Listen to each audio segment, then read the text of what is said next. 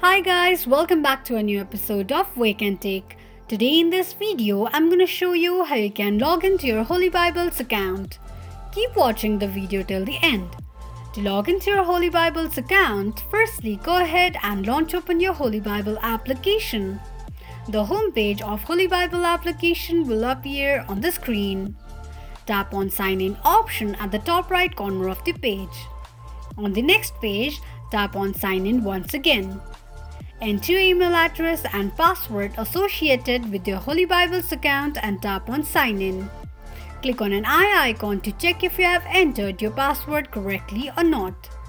In case if you don't remember your password, click on Forgot Password option. This is how you can log into your Holy Bibles account quickly and easily just in few steps.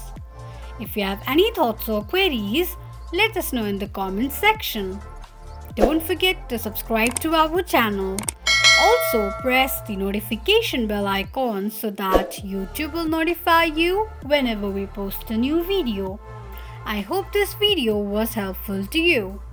Thank you so much for watching.